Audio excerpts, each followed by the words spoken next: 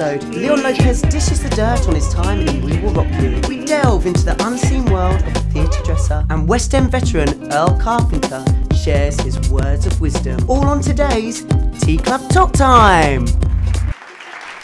Hey, it's me, Bennett, with Tea Club Talk Time. And today we have a very, very special guest. Not only is he producer, director of this actual show, but he's also our Black Beauty, Britney Spears of the We Will Rock You tour, Leon Lopez. Hello. How are you doing, Leon? All right? I'm not too bad, thank you. Got a nice cup of tea there? Yeah, I went for coffee. Hope you don't mind. It's fine, but I don't like that dirty paper cup. Okay. Oh, We need a proper Tea Club Talk Time cup. So, we all know Leon from TV shows like Brookside, Hollyoaks in the City, Holby City, The Bill. Have you been reading the programme? It's a list, but a few. Don't read this, Leon. I'm not reading. But he is also a serious actor as well, performing at the Donmar in Piaf. So I just want to quickly test your acting skills, Leon. No. So straight into this camera. Give me anger. Go. Give me pain. Give me happiness. You're such a rat. Upset. Well, would he have got the job, gang? I don't think so, no. No, he wouldn't have got the job. You shouldn't even come on this. Why? Why? Because you set me up. It's true. So, tell us about how you got into those shows, into Brookside. Well, I went to college at Liverpool College. Just At Lipper? No, I didn't. I did some courses at Liverpool, but I didn't fully train there. I just did summer courses there. Right. But I went to Liverpool Community College and did a BTEC in Performing Arts.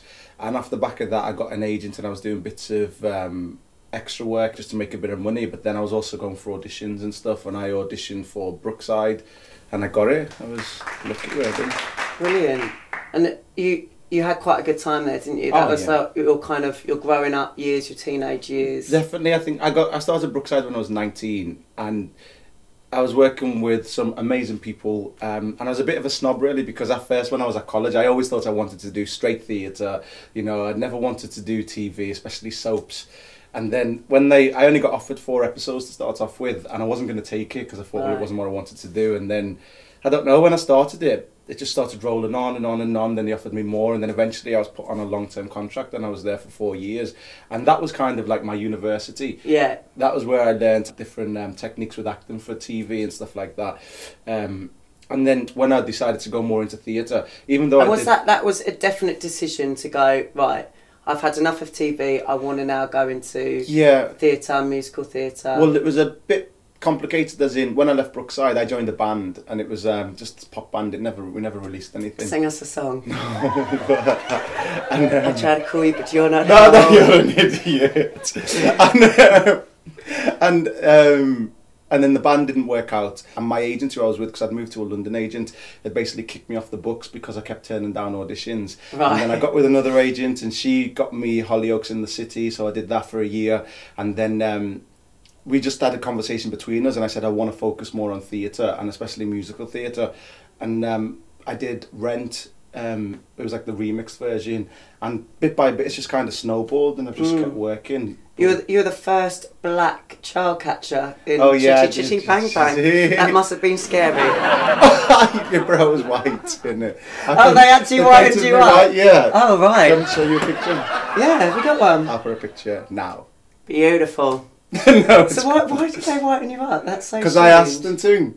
Because basically I got there, and Helen, who was the makeup artist, because the thing with the child catcher, you can't do your own makeup because it's so intense with the nose and the ears and the ball cap and stuff. And she brought out the makeup and she'd matched it to my skin tone. And I said, no, I don't want it to be matched to my skin tone. I want to be white, because the child catcher is white, he's scary, he's eerie. So, and she was like, cool. Oh, brilliant. But nobody ever recognised me when I came out to the stage door. Which in a way is quite nice sometimes, isn't it? You could just literally run. So, how are you enjoying We Will Rock You? I love We Will Rock You. It's good fun. I've never ever been in a show which has had such a response as We Will Rock You. Like night after night, there's not Well, apart from this afternoon show, there's never been a show where people haven't gone mad. Well, it's absolutely, they were about 95, weren't they? Bless them. The 95 they still enjoy it though. No, Don't need to make a lot of noise. We still know you're enjoying it. It's nice. I know, I shouldn't have really said that, but but every single night, people are up out of the. It kind of spoils you in a bit because you know you're never ever going to get another show. You get used to a standing ovation, don't you, in this show? That's kind of unbelievable. It's great. And obviously you're working next to Jenny Douglas as your meatloaf. How is all of that? Because there's quite a big age difference, isn't there, between the two of you? No, there is. You definitely look older. Well, it was a bit because I am older, James. Black don't crack, people. Black don't crack. Look at this. Yeah. When I first got the job, because last year when I auditioned for the tour the first time round, and I was told I never got it because the girl who they cast as Meat was younger. Right. And if they go for an older Meat, then I was going to be Britney. And then this year I'm working with Jenny, who was 19, and I was like 30. Yeah. 31 really, but trying to switch it. So I thought, well, maybe they lied to me, and I was just really crap. But I wouldn't be surprised. Well, no, it's fantastic. I mean, it's great because this is Jenny's first major job. So actually working with her and seeing when we first started rehearsals, like just this wide-eyed girl who was like everything was amazing, and then you get with the live band, and she's like, "Oh, it's a live band," and then you're on the stage. You were like that as well, Leon. Don't. He's trying to act cool. Gang. He's not at all. What do you think now? You prefer musical theatre, or do you think there would be a time when you want to go back to TV? Or I think I'll always prefer musical theatre, although after Rock You, I'm hoping to do more straight theatre. Only because the thing with musical theatre is it's such a difficult discipline, but it's not got the respect outside. Right, yes. Like casting directors don't take it seriously. Like people don't come and see it to see you act, even though it's got some of the best actors and some of the best performers on tour and in the West End. But the only way to be taken as a serious actor is to be doing a straight play. I want to do more TV and more film, but I can never get anybody to come. No one will come and see We Will Rock You because it's been running for a while and everybody knows it's a great success. Yeah. So I'd like to do something where actually casting people will come and see me and hopefully use me. Something meaty. Something meaty, yes. And well, if all of that fails, you could always do a little fitness video or something, a Kerry Katona style fitness video. I mean, look at these guns, people, look at that. Give us a tent. Oh, he actually went to do it then as well. Yeah. With your Britney part, you've kind of developed your own makeup with it and all of that kind of stuff, haven't you? Is that something that you definitely wanted to do and go, right, I'm going to make this real theatre, I'm going to get into character every night? Well, no, basically the thing with the makeup came, when you start the part, because Rock You's been running for so long, there's a Bible of the different characters and what they wear and the costumes and the makeup. But Helen, who was head of wigs and makeup at the time, she brought the Bible and there was nothing really for Britney. So she had two colours left, which were red and yellow.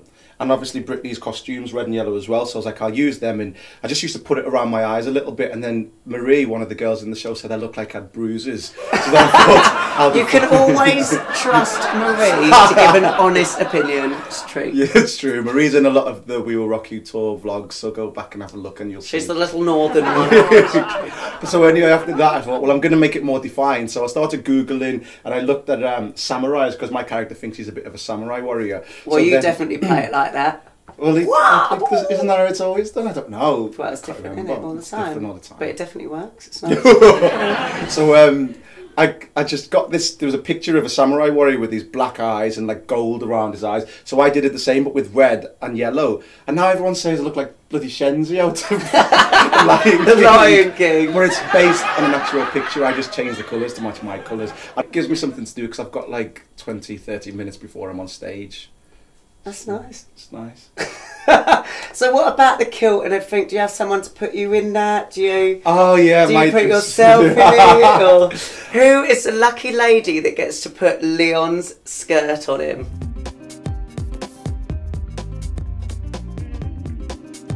Hi Tracey. Hi Leon, alright? Everybody. Yeah. This is Tracey, my fantastic dresser on We Will Rock You in Bristol. And Tracey has just said she's going to come in, because every day she always looks fabulous, and she comes in with a different hat. So me and the amazing Jay Bennett said, can you come in and give us some... Ladies and gentlemen, the house is now open. Please come across the stage. The house is now open. Thank you. Thank you. Wait. So could you give us a lowdown on what each of the hats means? So Tracey is going to go through her fabulous hat collection. Way! This is my Bugsy Malone hat. Ooh, and what's the story behind that The one? story behind this one is I was a synchronised swimmer and we actually wore these in the water and we weren't allowed to get them wet, so we stayed 5 minutes with our heads up. This hat is my Al Capone hat. Meet the birds. What's this I hat? used to be a sea cadet in the sea cadets and I used to go to all the ships. And if you could give the boys a kiss, they'd give you their cap tallies. How many and of them did you get then? How many hats have you got? I bet you've got cap tallies. I'm off to sunny Spain. Sophie Loren, my favourite. Oh. This one I made for my son. He Oh. was in Panto, Simple Simon, and there's a dance and a story. Let's see the There dance. was a plant at the side, and if anybody came to touch the plant, he had to go, don't touch the plant, leave the plant alone, woo! It's going on. It usually stays on. The girls gave me this on Sound of Music, and when they gave it to me, I put it on my head, and I said, at last, I've got a really hat. What do you think so much? Tell us a little bit about being a dresser. Being a dresser, I never thought it'd be a job I do because I am a hairdresser. Oh, okay. How I got into it, my children started Amdram. They found out I was a hairdresser, so I used to help backstage with the wigs, hair and makeup. And then my son worked front of house and my backstage manager actually phoned me and asked me if I'd work here. So sometimes I help with the hair and stuff on Panto and the wigs. And I thought, I don't know, can I dress? And I just came and I just loved it. And I've worked with some amazing people and I've met amazing people. Well, you're very famous on the touring circuit because before I even got here, I had a call from my friend Jennifer Ellison who was like, make sure you give Tracey a big hug from me. So give me a big hug. Thank you, Tracey. Brilliant. We love Tracey. She's an absolute treat. And hopefully we've got a few more cool dresses like that to come up. So I think that's all we have time for now. But I'd like to say a massive thank you to Mr. Leon Lopez. Thank you. The We Will Rock You tour. Before we go, some words of wisdom with West End veteran Earl Carpenter. Hi, I'm Earl Carpenter, West End veteran. I don't like musicals.